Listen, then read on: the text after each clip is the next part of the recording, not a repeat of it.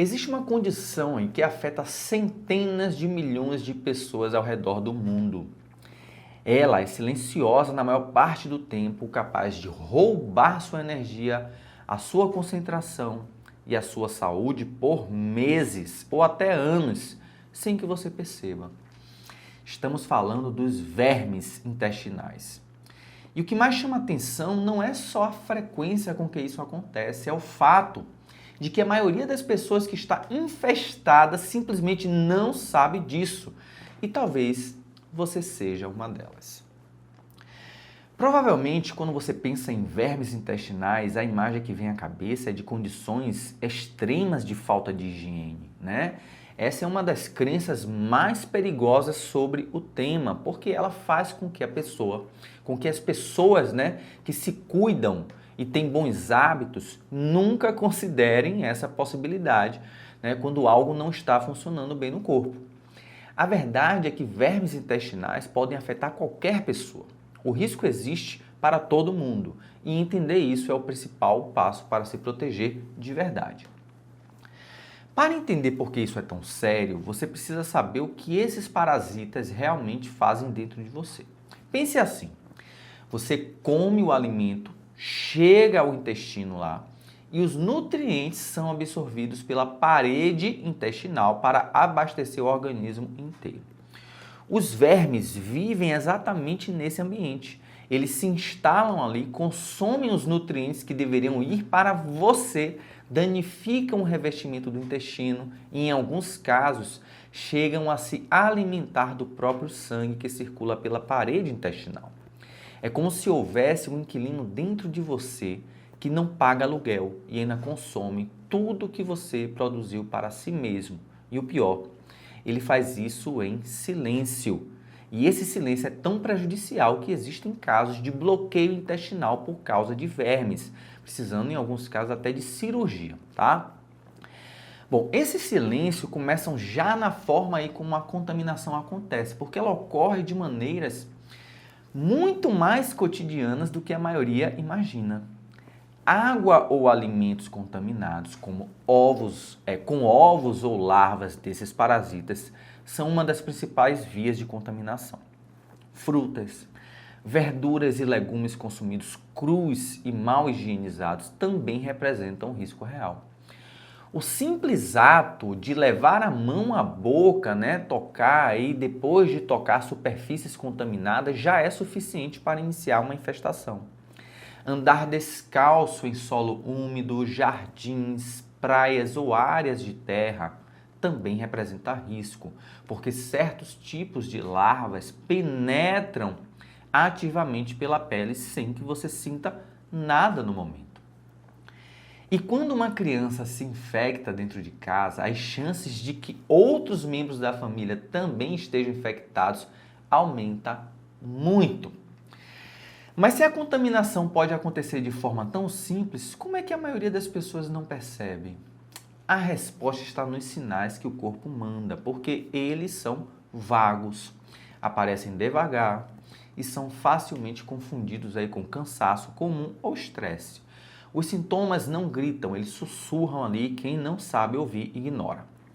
Mas antes de falar dos sinais de fato, preste atenção, tá? Você vai precisar prestar atenção bastante. Se você gosta de conteúdo sobre saúde e ainda não é inscrito aqui no canal, se inscreva e ative o sininho de notificações.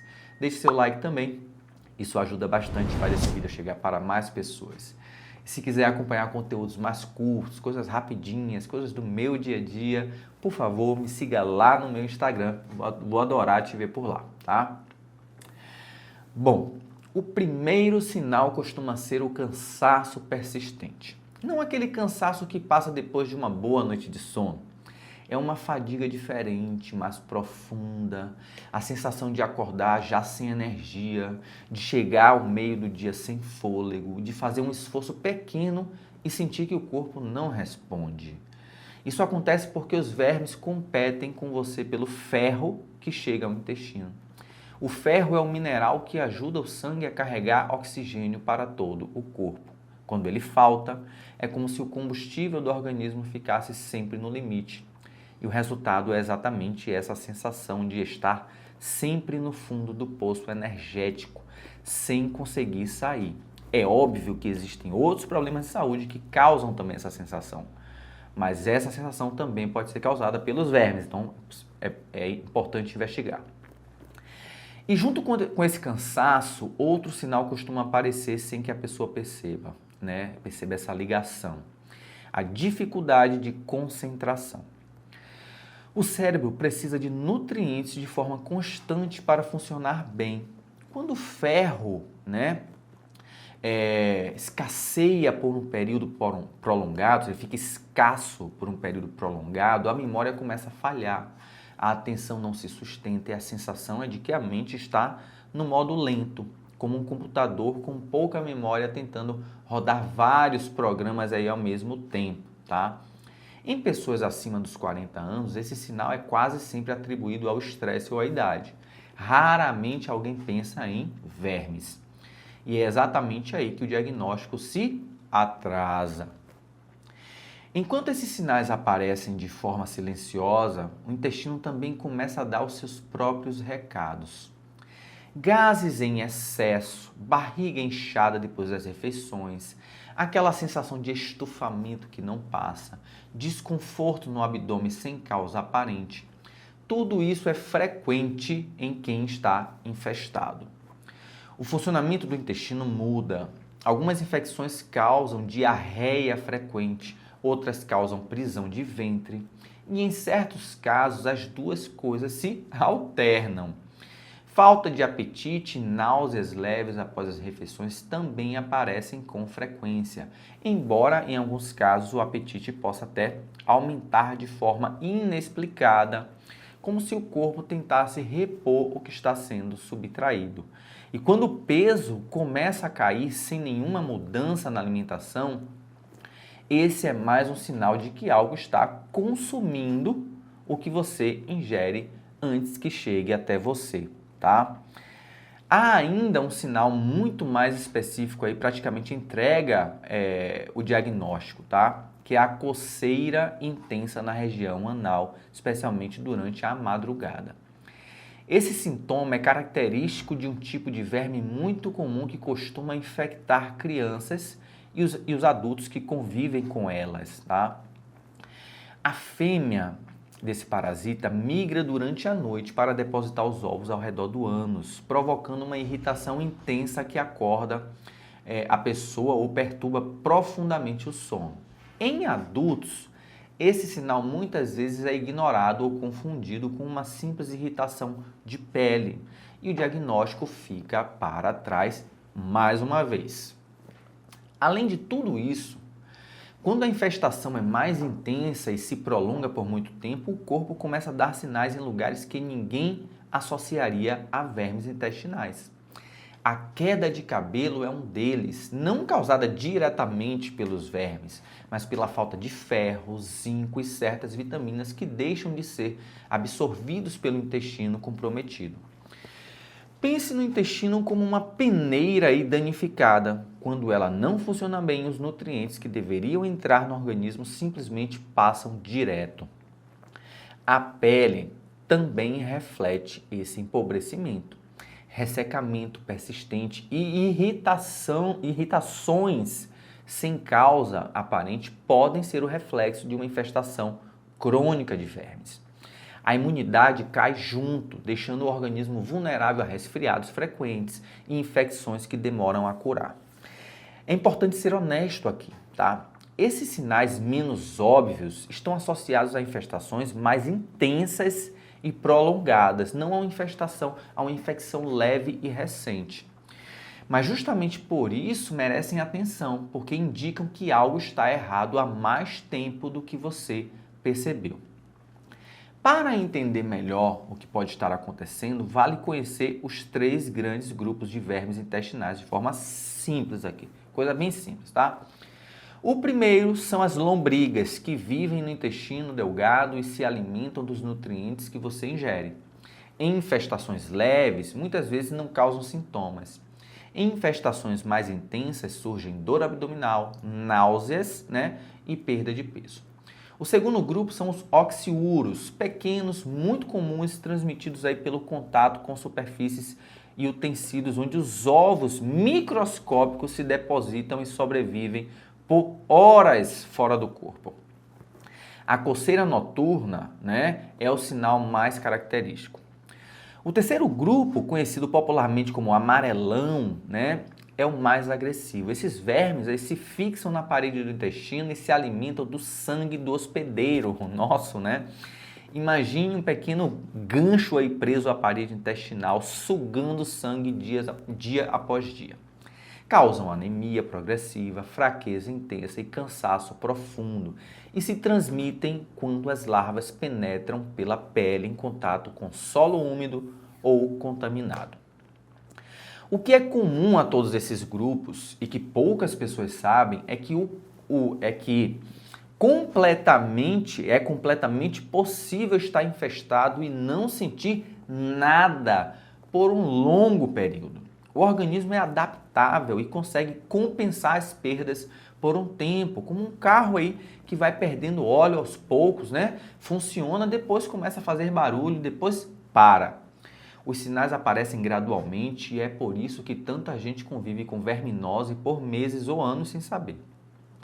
E é por isso que, mesmo depois de tratada, a reinfecção é muito comum quando os hábitos não mudam, tá? Se ignorada por tempo demais, a infestação pode evoluir para complicações mais sérias, como inclusive eu falei algumas no início do vídeo, de bloqueio intestinal. Você pode botar no Google aí, bloqueio intestinal por vermes e cirurgia, que você não vai querer ver a imagem, tá? Mas, voltando para o extremo menos grave, né? Anemia por falta de ferro pode ocorrer, desnutrição crônica, né? E um sistema imunológico progressivamente enfraquecido, com impacto real aí na disposição e na qualidade de vida. Diante disso, se você reconheceu vários dos sinais mencionados aqui, o caminho correto é procurar um médico, tá? O diagnóstico é feito por um exame de fezes simples que identifica ovos ou fragmentos dos parasitas.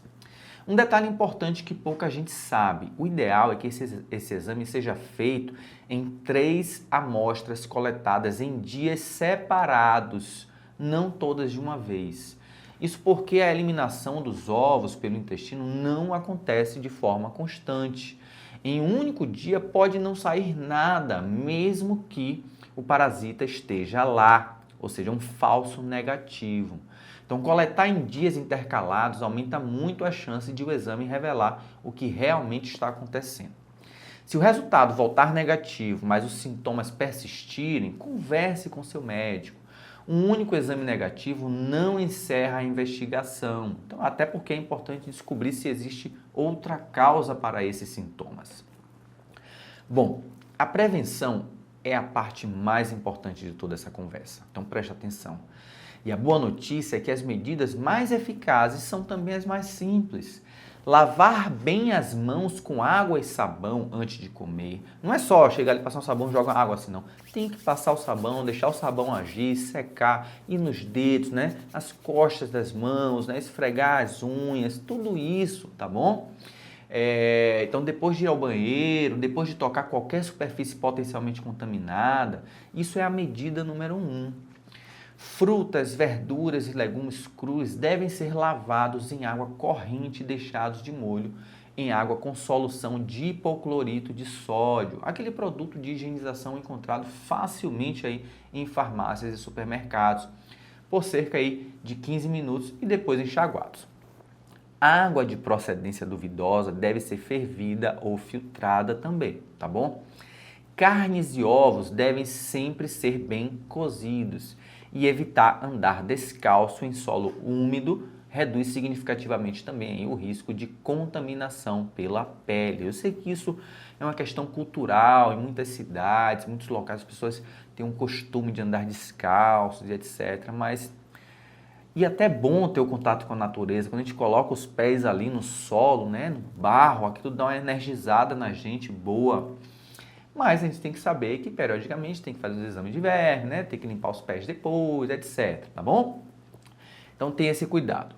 Ao comer fora de casa, preferir locais com boas condições de higiene visível e ter cuidado com alimentos crus em locais sem estrutura adequada.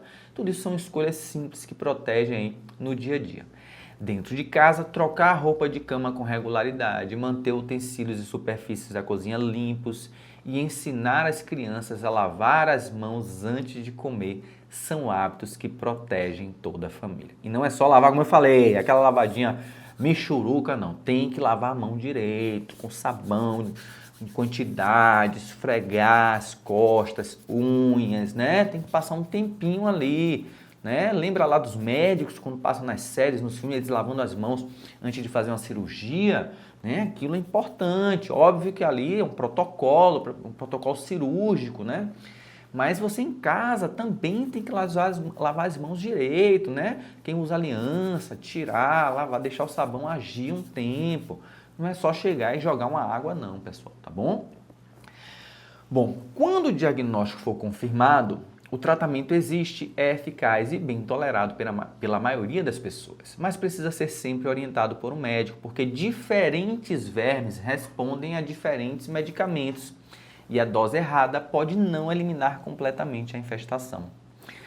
Um ponto que pouquíssimas pessoas consideram: em muitos casos, todos que convivem no mesmo ambiente precisam ser avaliados e tratados ao mesmo tempo. Tratar apenas uma pessoa enquanto outras da família continuam infestadas é uma das principais razões pelas quais a reinfecção acontece em ciclo contínuo e o problema nunca se resolve de verdade. Lembre-se, a saúde intestinal é a base de tudo, da energia, da nossa imunidade, do nosso humor, da disposição para viver bem. Vou ficando por aqui, fique com Deus, se cuide e um grande abraço.